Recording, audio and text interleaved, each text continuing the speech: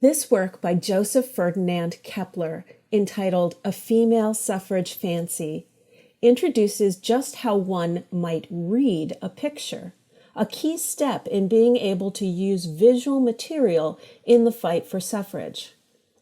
In this double-page spread from the popular satirical magazine Puck, all of the major objections to women's suffrage are addressed in a series of cartoons.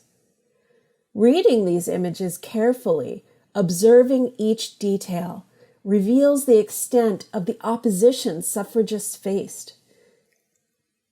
Once the suffrage campaign embraced the use of images and visual presentations in the 20th century, they began to counter these arguments one by one, adopting their own visual strategies.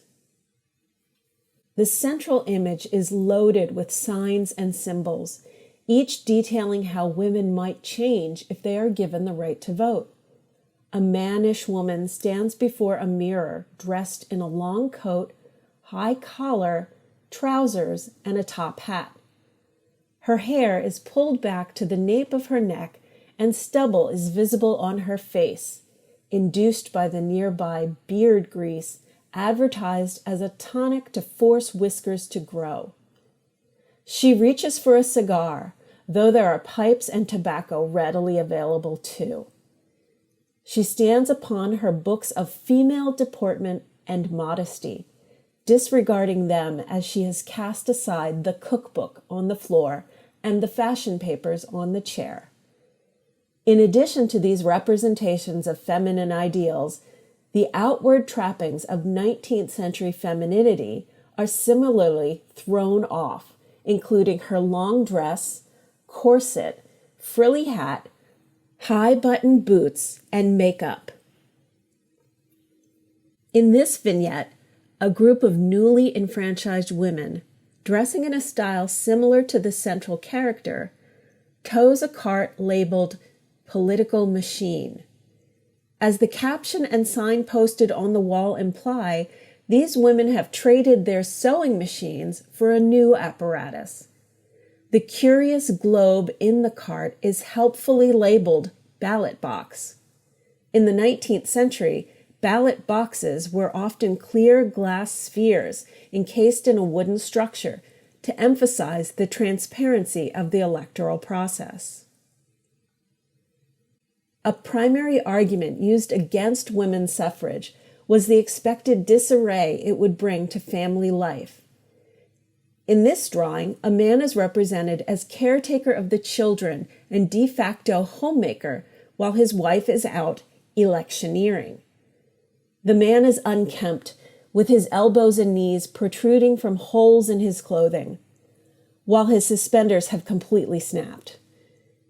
The children are equally unruly, crying, sulking, and generally in the way. To complete the domestic chaos, instead of a meal on the table, the family cat is perched, lapping up a cup of spilled milk. Perhaps revealing the artist's own insecurity, this cannily subversive cartoon shows women turning the tables on men and judging their physical appearance. Even further, the umbrella-wielding mob of women voters determines who will or will not vote based on attractiveness, a standard to which women's worth has long been tied. In a future world where women have voting rights, this cartoon predicts they will only vote based on the physical attributes of the candidates. Here, the handsome candidate, Charlie DeSimple, won favor with female voters who swoon around him. He is elegantly dressed with gloves, a bejeweled cravat, and stylishly coiffed hair and mustache. Women will not care that he is not fit for the office, as his name suggests. Not only will women voters dress and smoke like men, but in this cartoon, they will also drink like them. In this bar room, the drinks are free-flowing as a group of large women in suits gathers round the bartender. A spittoon in the foreground suggests just how unrefined this establishment is.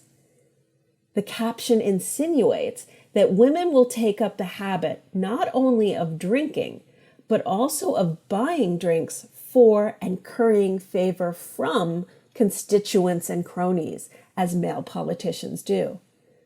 More than that, they will also sneak out without paying their tabs, as the woman at the left does, another moral shortcoming of male politicos in the period. A companion to the cartoon at center right, this scene anticipates that, far from being chased off, good-looking men will be welcomed to the polls and showered with attention by female voters. In a world where women make their own political decisions, they might begin to choose their own romantic partners as well, reversing the traditional power dynamic of the sexes. Echoing the familiar refrain of Edgar Allan Poe's Raven, the caption suggests that women's suffrage will bring an end to scenes like this one. In this peaceful home, the contented children play together without fuss. Their mother is depicted in a long dress with multiple ruffles and upswept hair, tending to the baby on her lap. On the other side of the table, the father lounges comfortably in a smoking jacket while reading the newspaper. The glowing lamp on the table suggests that it is evening, after dinner, and the family is spending time together around this modern-day hearth. The scene represents the foil to the one at top right, where the woman is absent from the home.